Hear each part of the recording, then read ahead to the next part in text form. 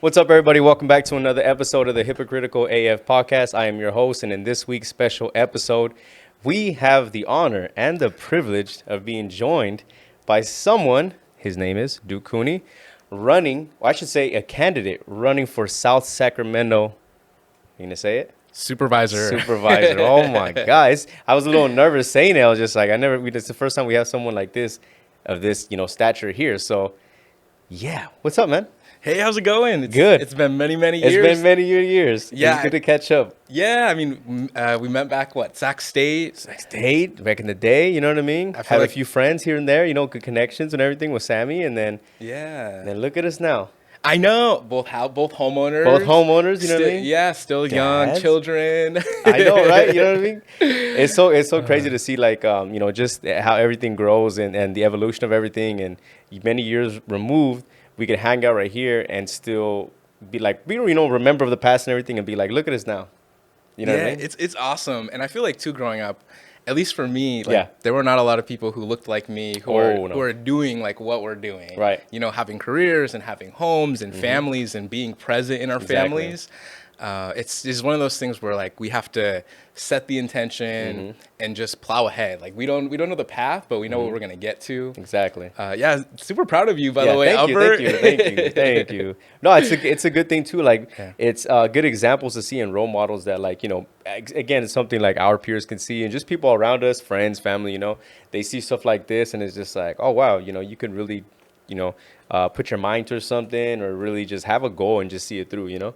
That's what I think is really cool about the whole thing, Yeah, and it's that's part of it. That is a big part of me running and wanting to have this position. It's I took a hard look at the board and it's 5 people who are over 50, all the similar a very similar demographic of people, and there's diverse experiences all over Sacramento. We have over 17 languages that we speak, and that's just in South Sacramento alone. Yeah. So we have this huge melting pot of cultures and religions and ethnicities. But when our government doesn't reflect that, one, we don't have younger people who are aspiring to those positions thinking, I could do that. Right. I can be a supervisor. I can be a council member.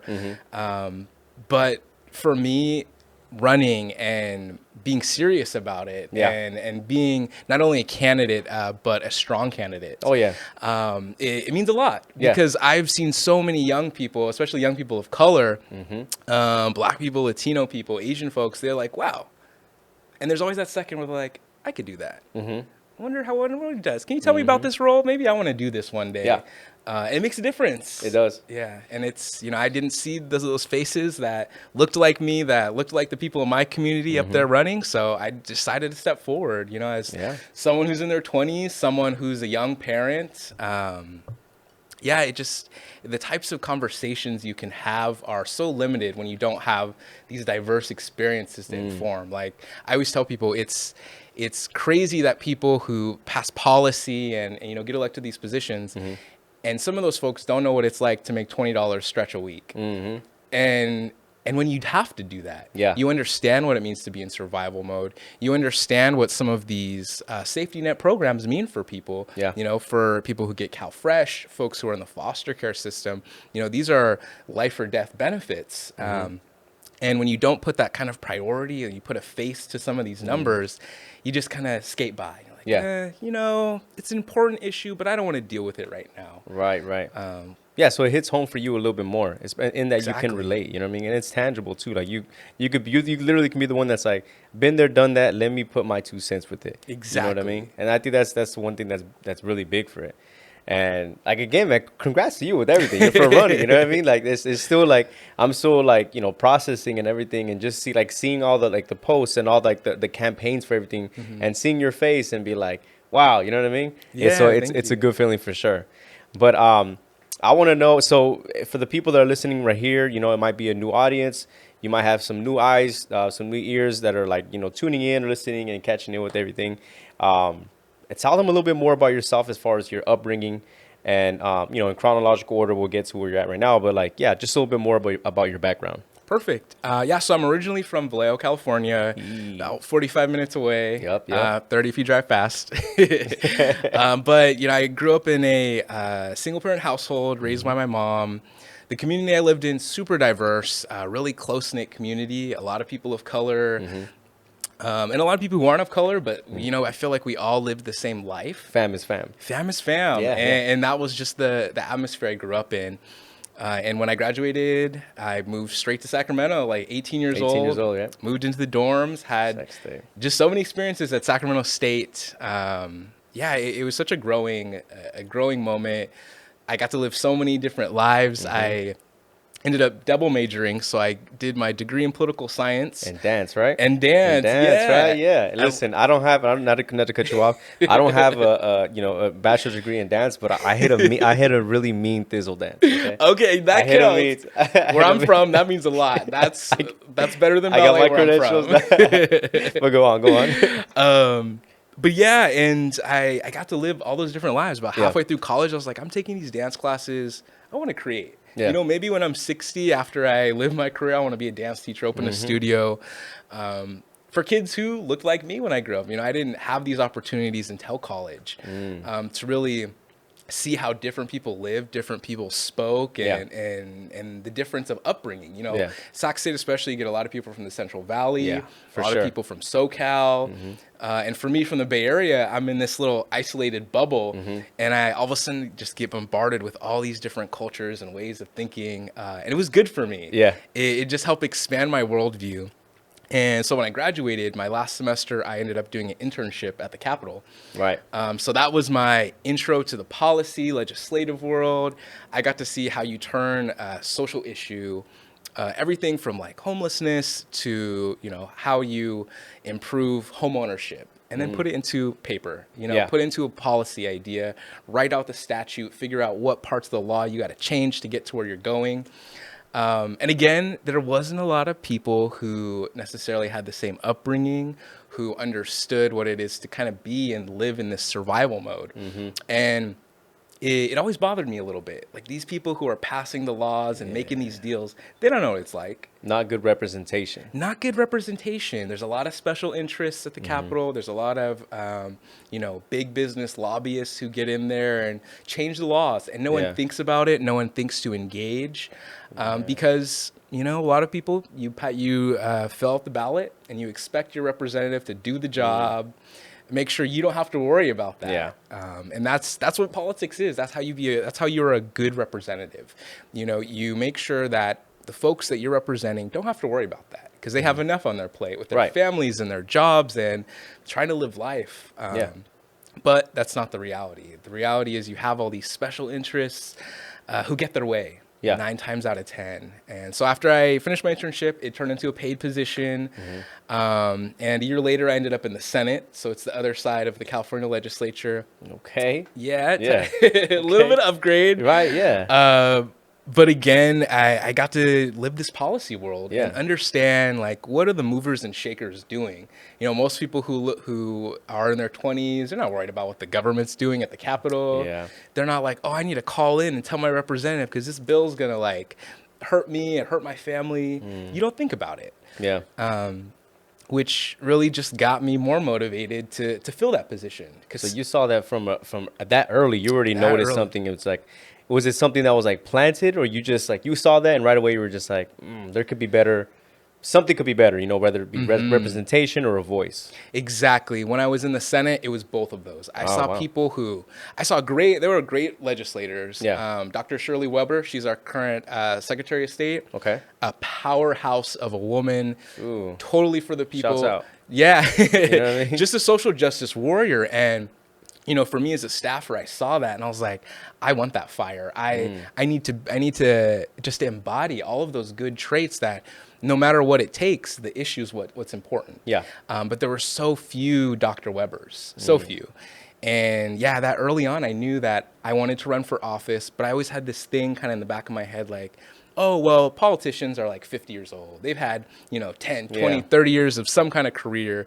They've been on boards and commissions and all these things their whole lives to train for this. Yeah. So that kept me doing it. And it was really just like a self-doubt. I guess we have that too, I mean, I wonder what that comes from, whether it be like, seeing stuff on the news or, traditionally, like in movies that we do. And I'm trying to, I guess you would say I am painting that picture now, and I can't see like just a bunch of old people, you know what I mean, in a room, just like, what's next? You know, Exactly. what are we doing next? You know, the next agenda. Exactly. You know? And that's how it is. And weirdly enough, I've talked to younger folks, like within our age range, who've said like, I don't know if anyone young should run for office. And like, I took a step back and I thought about it. I was like, you've been led to believe that you have to continue to pay into a system that you can't take advantage of until you reach some imaginary number the system has told you you have to reach. Yeah. So it's like we're counting ourselves out as an age group, as ethnic groups, because we've kind of watched it in TV, seen it in the newspaper, on TV, seen what the representatives look like, and they don't look like us. So it's hard to have that mental picture of, that could be me. Yeah. I need to start taking the steps to get there.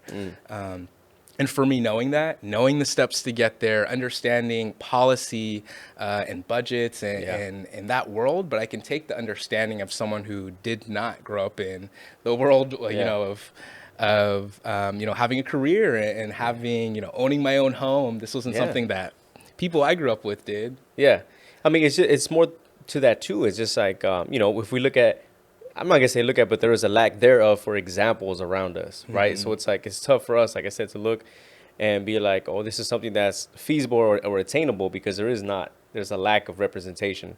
I know I'm saying that a lot, but it's because it's really real, it's a purpose to that, you know what I mean? And in your campaign, I know that's something that's like one of your things that you're pushing, is just like being a voice and being a good representative.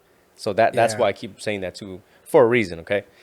Don't get on me. Don't get on me. But anyway, so you finish up your internship, you have an actual spot in there too, and then I want to know too, in between all that, let's say, actually after the internship, how long you're still there working there, or you moved on from there? Yeah, so the internship was about 3 months. They ended up keeping me on and paying me essentially, it was the same position. Yeah. The capital and legislative worlds at every level is notorious for having unpaid interns do full-time work. Right. So for the first 3 months, I was still doing legislative work, focusing on the disabled rights community, which was cool because I got the chance to call the people, the service centers and organizations who help that community, and hear from them like, is this even like what you guys want? How can I craft this legislation to suit what you actually need? And nobody was doing that in that office before, I got there and I had this piece of legislation. I was like, sounds good, but is this really what they need? Okay, I get you. And just kind of relate that to the county level, city level, it's the same thing. Yeah. They're like, here's what you get, take it or leave it. Wow. It's like, we would rather have you come talk with us meaningfully, listen to what we actually need, and then put that through the filter of policy. If folks are saying, well, at this point, because of COVID, I need money for rent, I need money for my mortgage, I need groceries. Cool. That's how we should shape our budget. That's how we should do it. Let's target exactly what people need. The government's so willing to do like a resolution that says, this is the problem and we support fixing it. But that's just like pomp and circumstance and, hurrahs. Like, that's nothing tangible. Right. Like, and I think for our generation too, we're looking at the system and being like, wait, it didn't work for our parents. It didn't work for our grandparents. Yeah. And I'm not okay with the way it is. I need something transformative, especially after, the last 2 years of so much unrest. Like, it's obviously police brutality and just mistreatment of people of color is nothing new. But I feel like our generation is deciding that we're not just going to take it. We're going to stand up and say, this whole thing needs to be torn down and built back up in a way that works for people. Yeah. So the work that I do now, I do statewide climate policy and environmental legislation. So essentially everything I did at the Capitol, but through this lens of environmental justice and how do we get funds and resources to the people who are treating our forests, who are, cleaning our rivers and doing all of these projects to protect habitat. Yeah. So really, it's good work. But again, there's not a lot of diverse voices. Yeah. And I feel like that impacts overall like climate change. For a lot of people of color, I talk about climate change and they're like, That's for white people. That's like the first initial reaction on. Yeah, and fortunately, they're not wrong, because the folks who are leading the policy discussions, the folks that are at the head of the environmental climate change movement, they're not people of color. And it's difficult for us as young people to figure out, well, what steps can we take to be a part of this conversation? Yeah. How do we do that?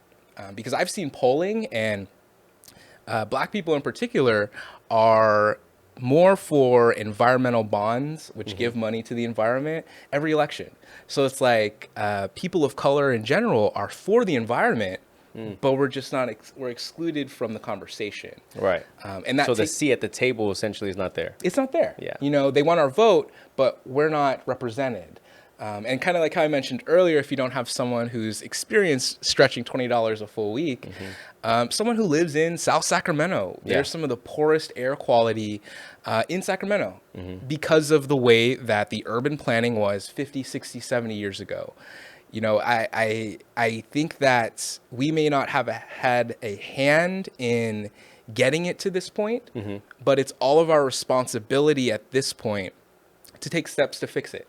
Yeah. And I think that that's what people want, and that's what folks need. I think that, especially in terms of climate change, you can't tell someone in South Sacramento who lives like on Franklin or Stockton Boulevard. I used to live on 47th in Stockton, so. And there's no grocery store options. There's, continuous trucks flowing through there. There's few trees, I'm sure, and you barely see parks or any sort of place to take your family. And I recently saw a report that, especially in those communities of color, Black people in particular, they get hit by cars the most. Oof. They and the whole report was saying, these people 50, 60 years ago created this environment to think, oh, we're going to need to accommodate for the hustle and bustle of all these trucks. And they admitted that they weren't thinking about equity. They weren't thinking of what these communities are going to end up looking like. And what's happening is they weren't made for pedestrians. And so the people who live there are risking their lives just walking to school, just walking to their jobs.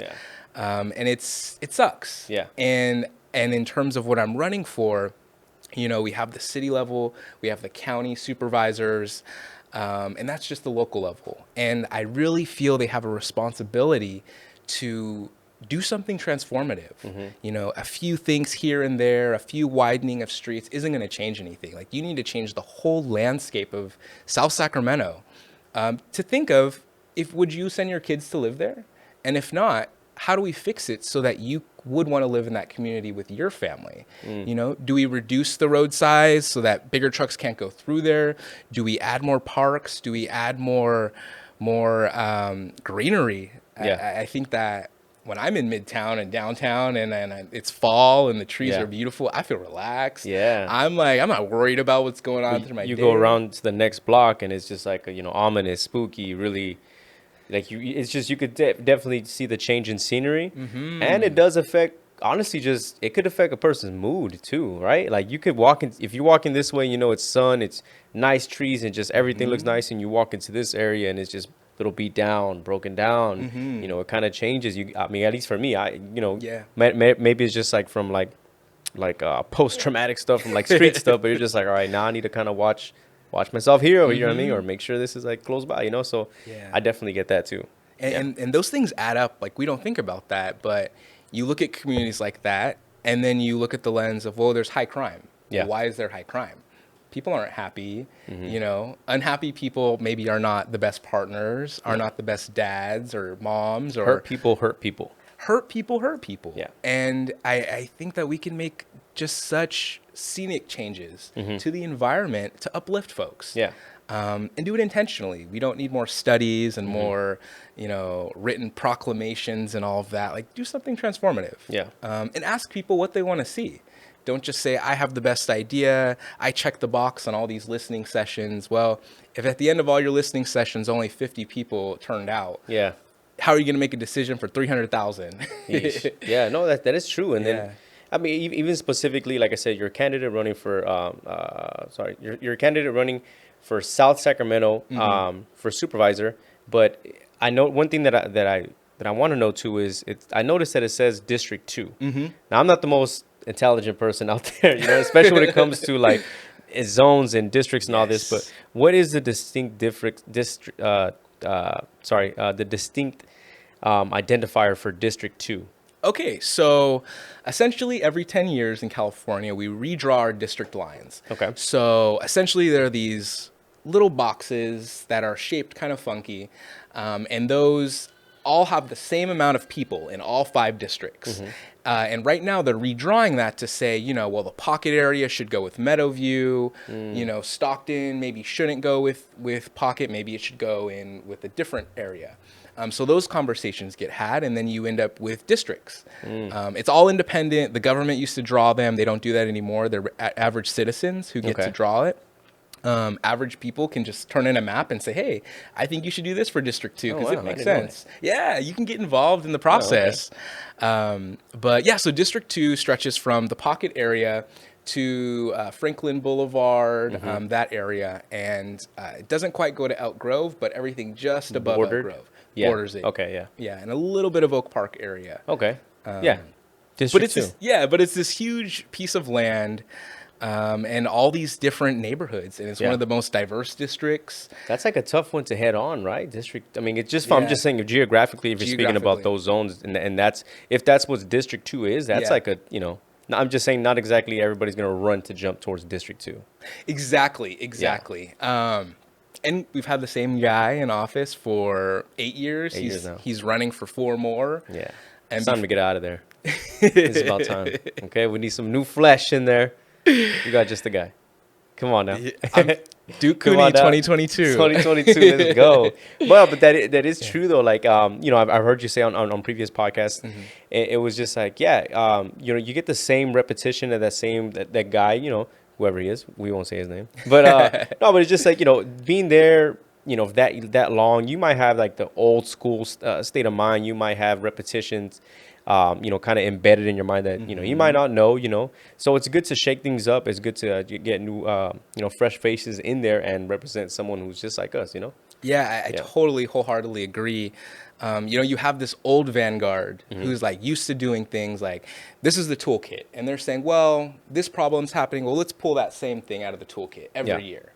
Maybe we'll do a little bit more out of the toolkit. But you have someone like me who understands that system, but is not of that thinking of status quo. Like, that doesn't work for us. It just doesn't. It doesn't work for anyone unless you make over $500,000, you own a, huge business. Status quo doesn't work for you. So I look at it and I say, if we have a problem like homelessness, let's dig deep into that toolkit. Let's try new things. Let's be creative about this. I actually volunteered out on Richards Boulevard at one of the homeless encampments. It was through the LGBT Center, and we were doing like STD testing, hepatitis testing, giving out food and water and whatnot. And I asked every single person that we encountered, do you have Social Security? Do you have Medi-Cal? Do you get Cal Fresh? And 9 times out of 10, people said no. Yeah. And I was so blown away. But then it occurred to me, how do you sign up for that? You have to go to the county office. You have to go on the website. Looking around, nobody there had hotspots or laptops. There's no internet. Yeah. And then the other options, county office, are you going to take the bus or the train, or do you have money for that? Yeah. And a lot of these folks have mental illness. So it's like, are you going to work past your mental illness to not only travel across town, but fill out that document? Right. Because the waiver we had only had 4 lines, and it took people some time. Yeah. And people were nice though, That's a good thing. Yeah, it's a good thing, the fact that they're nice and accepting like that. And so happy. And they were like appreciative that we were there. Everyone is so gracious. But people would have mental illness. I would be having great conversations, and then it just switch. She'll just turn to the side and have another conversation and come back. But she was totally nice, totally calm. But it really got me thinking that this is a barrier to access. She can't meaningfully take advantage of these resources because she can't get there.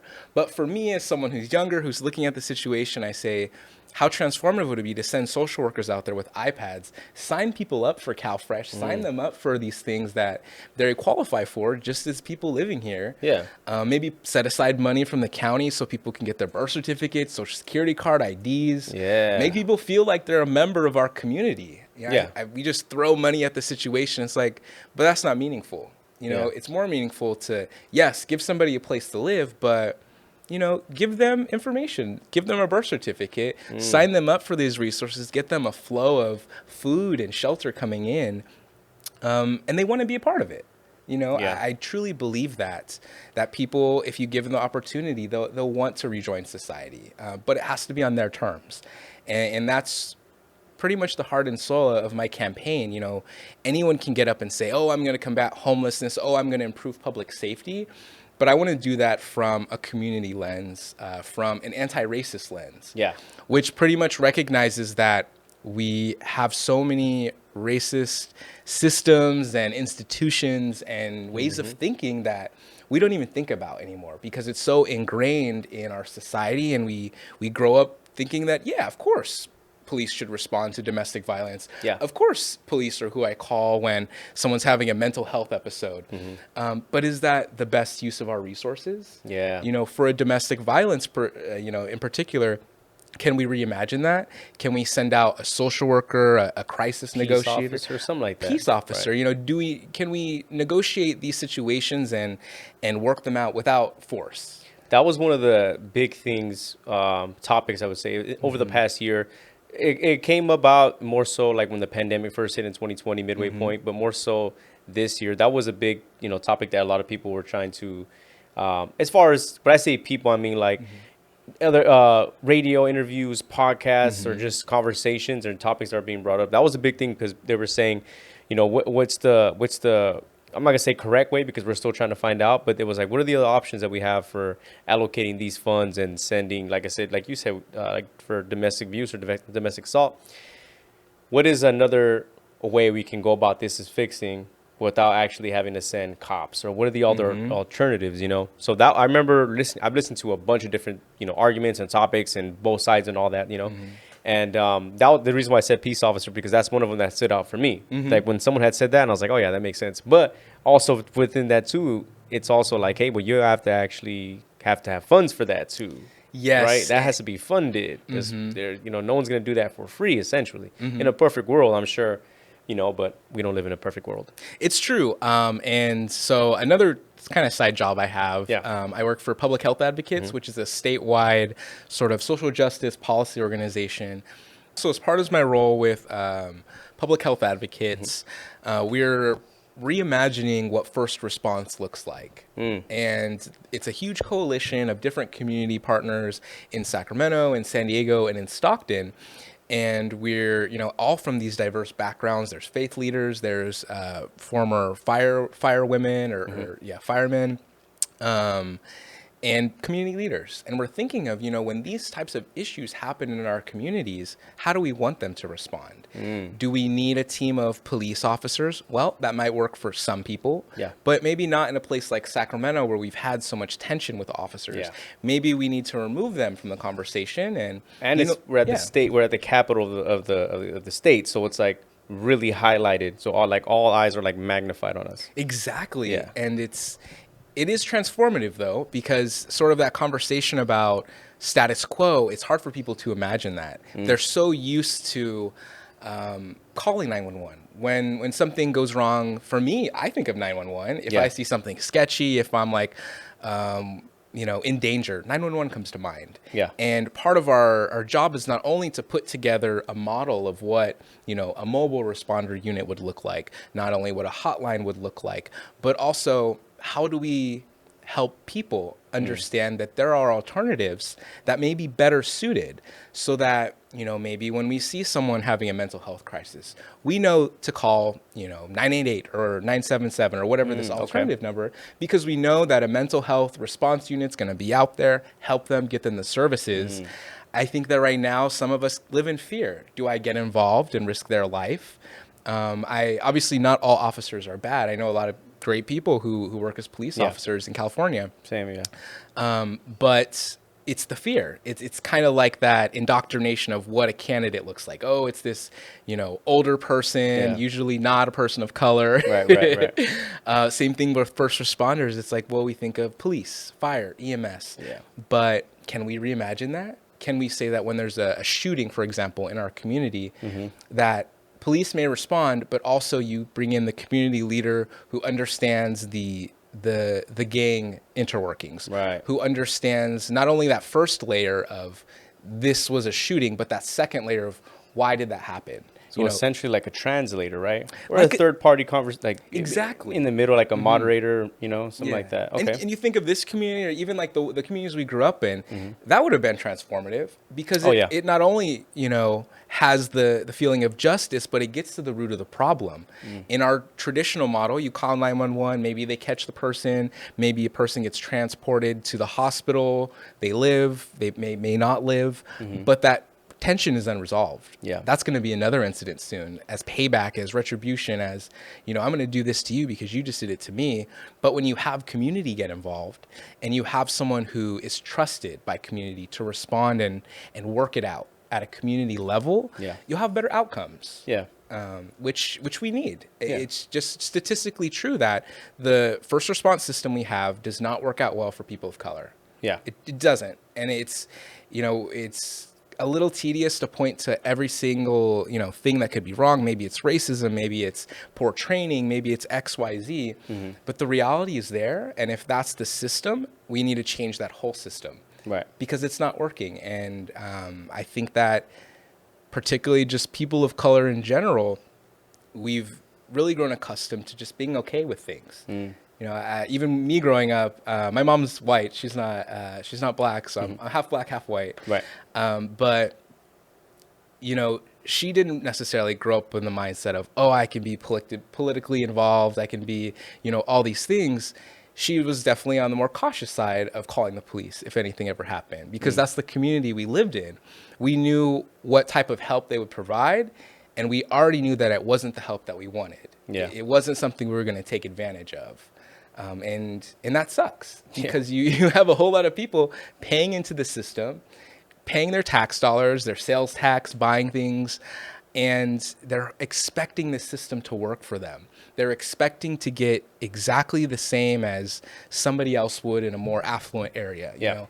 My dollar is the same as yours, so I should be getting as much public safety when I call 911 as you do.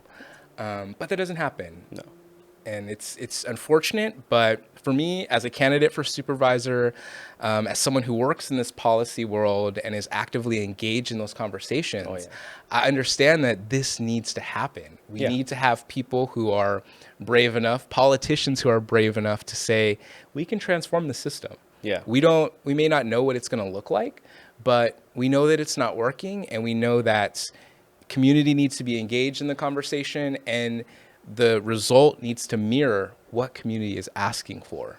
Yeah, I mean, well, that's why you are who you are, and that's what you're in the position that you put yourself in, and that's why you're going to be good representation for us, especially here in South Sac, because it's definitely needed.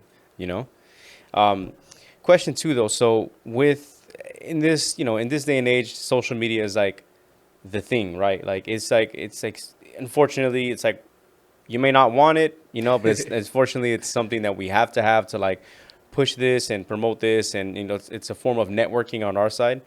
Do you get is there a challenge at all on your side as far as using social media as a platform, as a tool to help out your campaign? Is it more so like a challenge for you, or is it something that you're just easily like go hand in hand with? It's pretty easy. Yeah. And I think a lot of that's because I'm younger. Right. So obviously I already had Instagram and TikTok and Twitter and all of these things. So I understood how to use it. I understood how to sort of create art and do the graphics. And honestly, Instagram has given me the most opportunities. Just so powerful. Yeah. So powerful. That's how I figure out. That's how I learned about events, community organizations, what people are doing, where I can volunteer. All the volunteer opportunities I've had have come from Instagram, just different organizations and nonprofits just posting like, hey, come out, support. We could use some help. Yeah. We're having a shoe drive. We're having a, back to school drive. Yeah. And that's given me such an opportunity to just like lean into community. Right.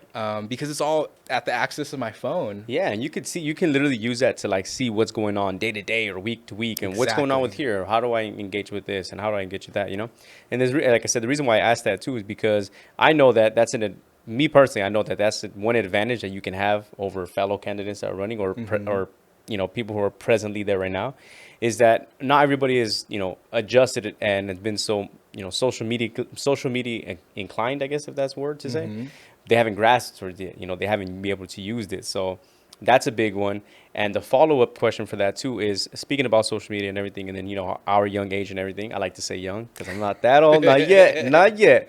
But no, 30, but not there. We get it. We get it. So do you think, how would, I not even think I should say, but how would you get someone of, mid to late 20s, early 20s, even early 30s? How can you get someone from that age right now and encourage them and get them to go out there and go vote right now? Because I know there's a lot of young people that, like you said, they kind of just get the ballot. Sometimes they don't even get the ballot, Some of them don't even know that there's, candidates running for supervisor in South Sac. Some people don't even know what that is, So how do you get that young demographic and those young people to go out there and get out to not only vote, but to like actually hear your message?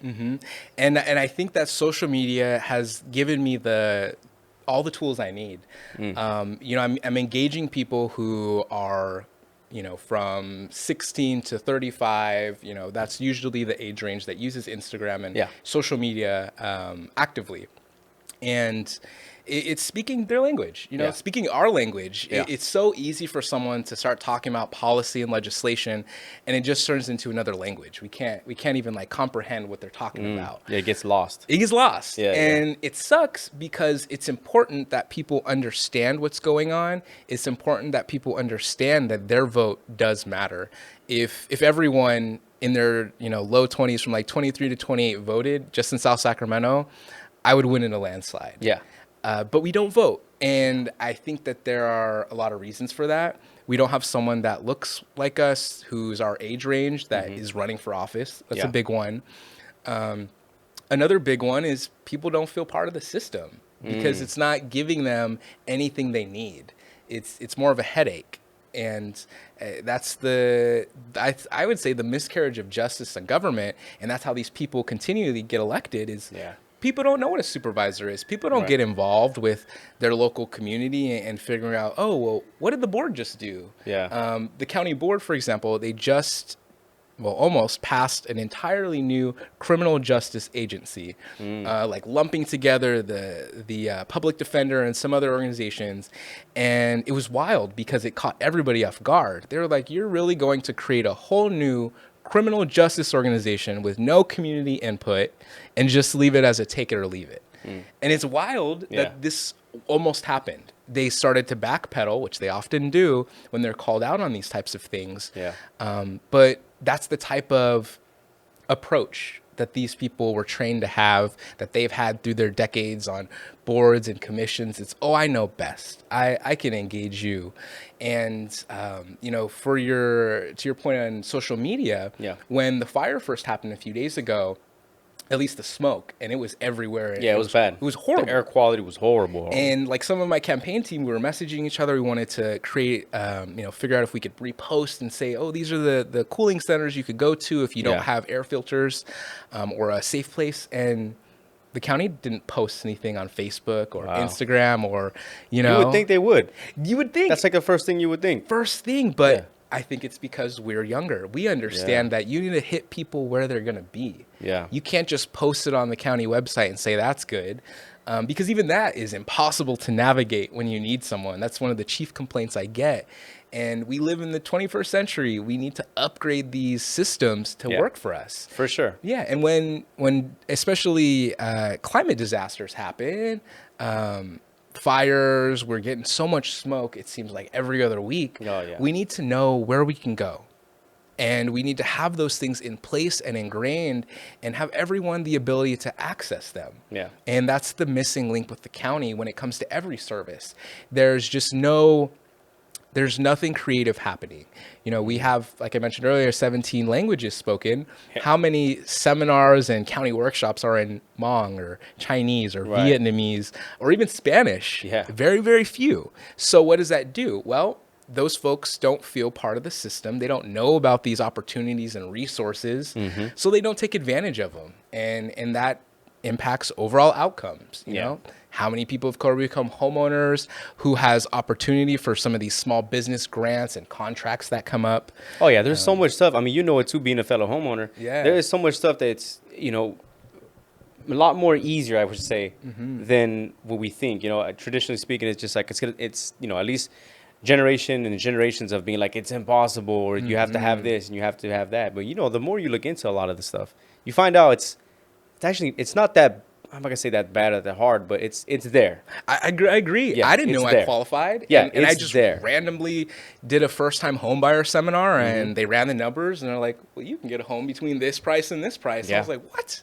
I qualify? Yeah. Really?" Yeah. And it just blew my mind. And I was thinking, how many people are just paying these $1,500, $1,600, $1,700 rents? Right. But that's not just that, but also even you doing that, and then getting the pre-approval and then knowing what you're gonna get.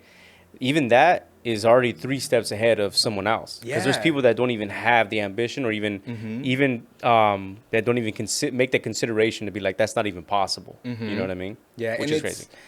Yeah, and especially for, are you a first-generation college student? Yeah. Yeah. Yes, first one. Same here. Yeah. Navigating FAFSA and, applying. There's no template. There's really no one to sit down with us and say, this is what you do. This is how you budget. Oh, and it's even tough too. I remember going through it and being like, what's your parents' like background, financial background, all this stuff.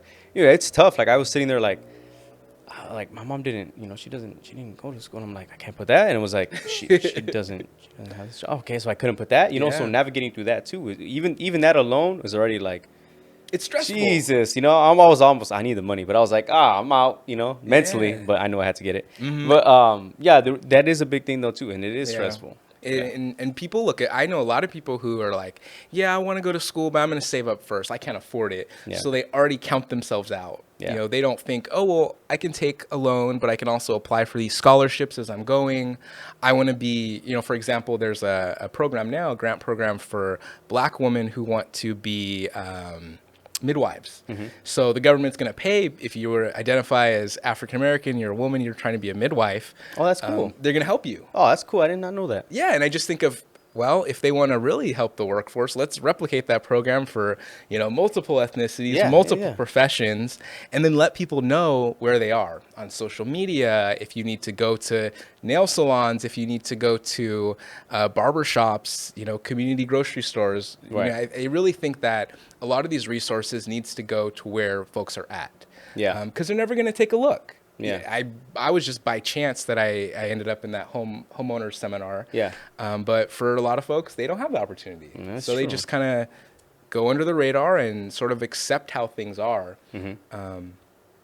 which kind of just leaves us up in the air of, well, what about their family? Like, how did they get generational wealth? How do we as a government step in and say, you know what, you're doing amazing, but let's offer you a resource so that you not only know how to become a homeowner, but we're going to actually help you to plan and budget and do those kinds of things. And that's the stuff that city and county governments can do. They can do these kinds of programs and offer grant opportunities when they want to. Yeah. Which, if you don't have somebody who can be a mouthpiece for this kind of transformative change, you're not going to get there.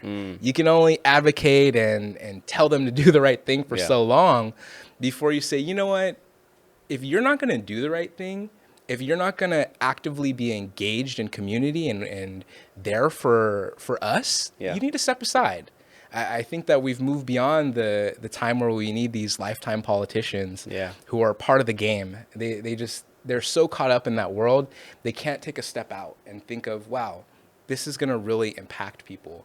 One of the big things that motivated me to run was looking at the vote record of the guy I'm running against. And one of the biggest things that stood out for me was that when COVID-19 first happened and a lot of folks didn't have money for their rent, the county had before them a proposal to ban no-fault evictions. So that's, not when you did anything wrong, you didn't damage property, but instead of enforcing that and letting it pass, the incumbent who I'm running against voted against it. So kept it from happening.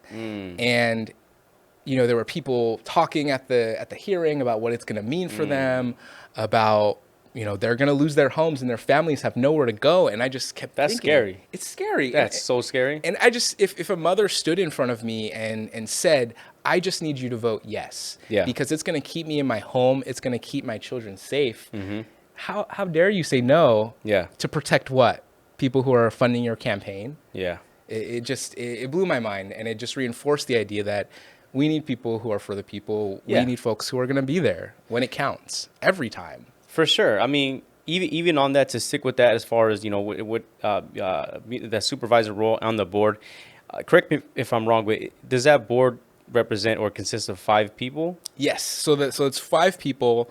There are 2. There's one in the Elk Grove area, one in South Sacramento, one in Midtown area, in like the Carmichael areas, and then Natomas also. Okay, so from those 5, and again, you're running for District 2 South Sac. I know that me personally, just, from following your campaign, listening to all these interviews and everything, I know what your focus is on. I know what you're focusing on. I know that you want to essentially be like a voice that's going to echo throughout. And I know you want to focus on, but tell the people a little bit more in your own words, because I don't want to butcher it. Okay. Yeah. A little bit more in your own words, your core values that you're going to be focusing on. Because I think that's like one of the, main things that, of course, you probably already heard a couple times, and essentially you're just repeating and repeating. But for these people listening and tuning in, what's the core values? Yeah, the core values, I would say that really resonate in my policy platform, in why I'm running, really revolve around equity, which is recognizing past wrongs and poor funding that has happened throughout South Sacramento in general, of low-income neighborhoods. It's a systemic problem, and for me, equity is addressing that. Every policy decision we make, have that in your mind, that you may not have been a part of the decision that's led to this community suffering, but now you need to be involved in the solution.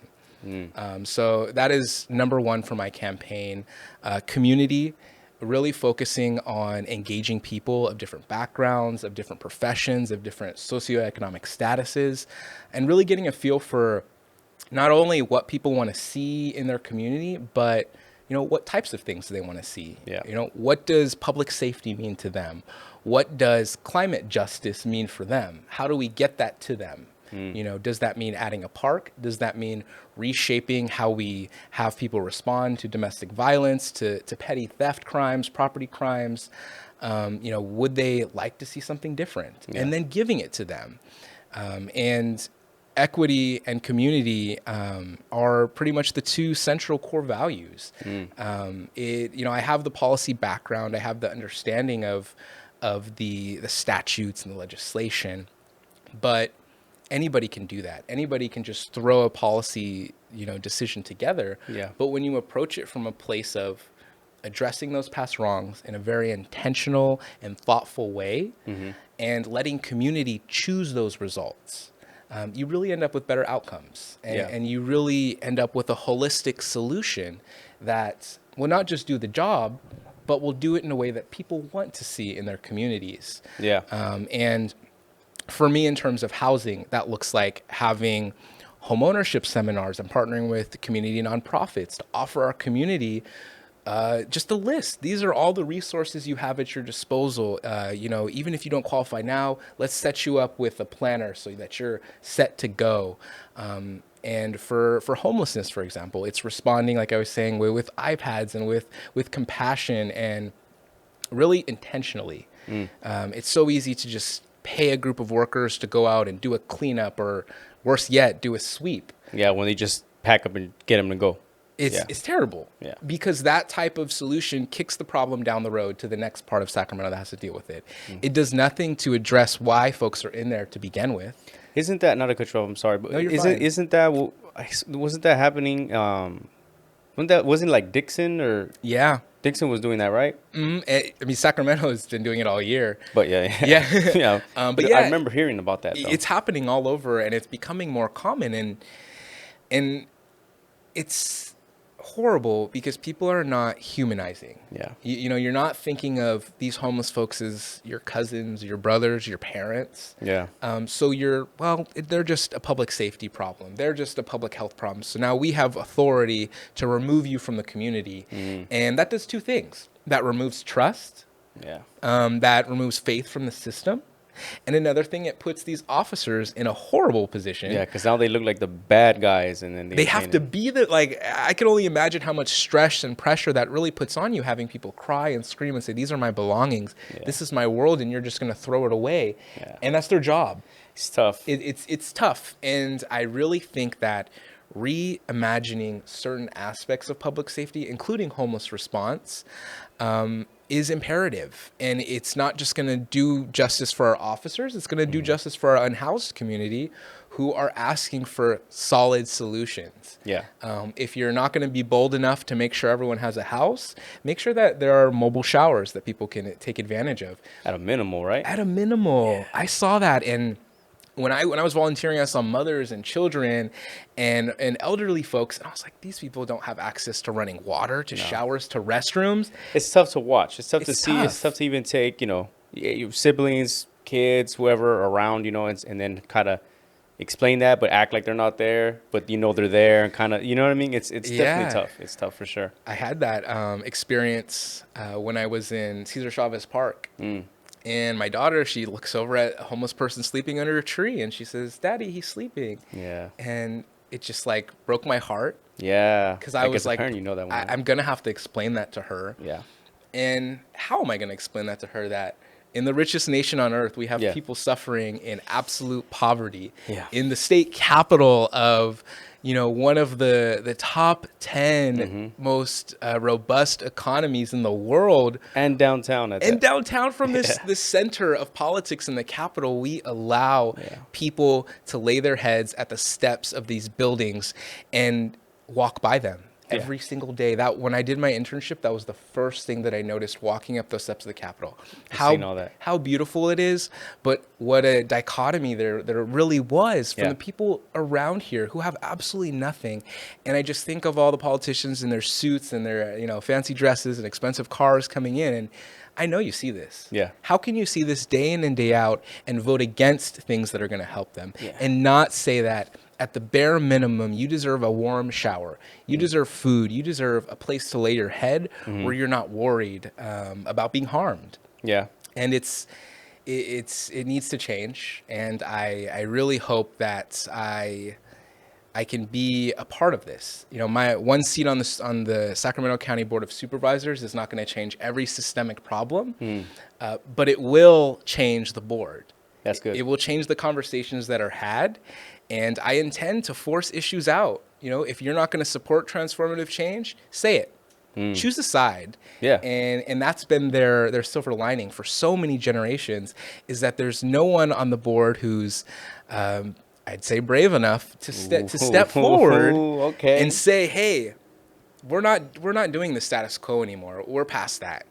We need to see some transformative solutions to these problems. Kicking the can down the road is not going to work anymore. Yeah. I'm not going to be okay with that. No. Win or lose, I'm not going to allow this to continue to happen and unchecked. Yeah. If that means me going around and telling everybody what a supervisor is and what they do, and how they're responsible for this $4.4 billion budget that incorporates the district attorney, the sheriff's budget, the public health department, all these key agencies that are just flying under the radar. It needs to change. I think that the supervisors who are doing a great job are still operating in their worldview, in that old guard way.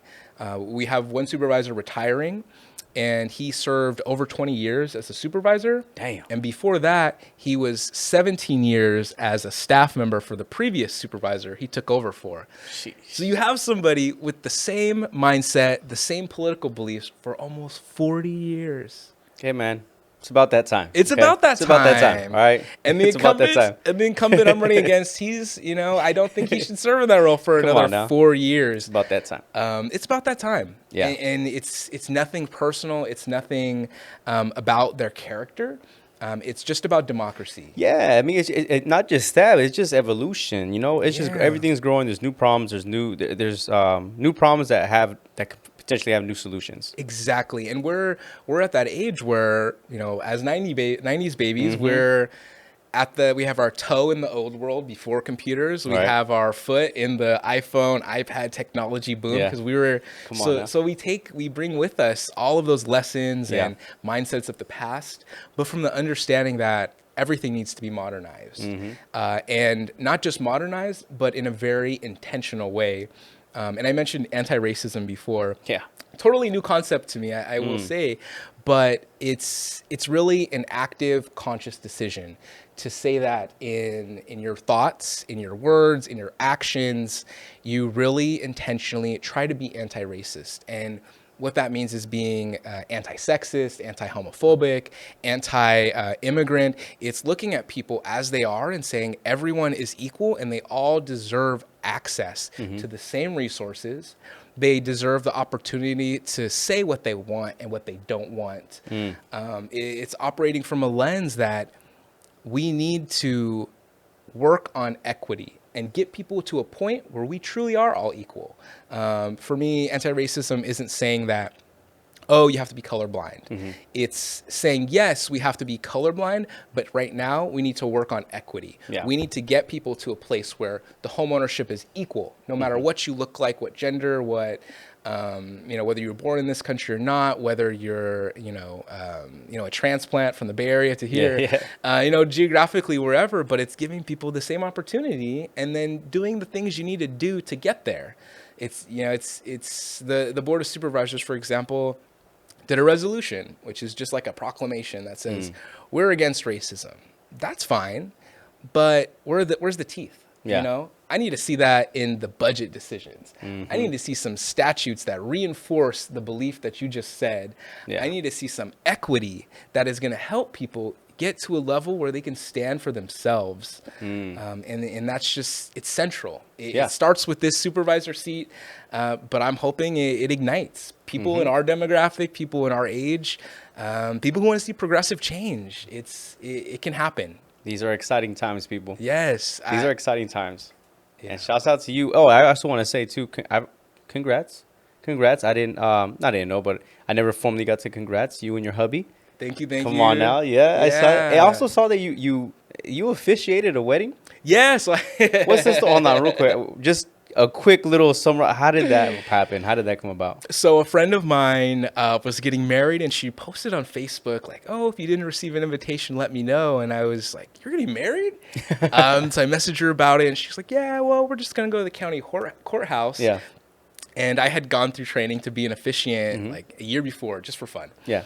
And I was like, I could do it. Yeah. So I just showed up. We helped decorate, pulled dope. it all together, and I officiated. I led the ceremony. We did the jumping of the broom. Yeah. It's an African American tradition. Yeah. It was so amazing. That's cool. And ironically, the next day I went to another wedding. And the person who was supposed to officiate that, she was like 7 months pregnant. Oh my God. Went into labor. And the bride is just stressing, and she's like, "What's going on?" And you came in like, I'm here to save the day.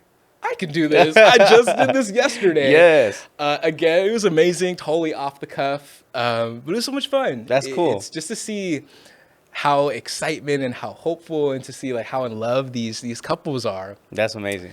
And yeah, it was super fun. Another thing, I never thought that I could be an officiant or help someone else get married or lead a ceremony, but just like with running for office, I just pictured myself in that position and took the steps I needed to take to get there. That's super amazing. Cool. Yeah. I just wanted to know the quick backstory. Yeah. I'm a fan of stories and details for everything.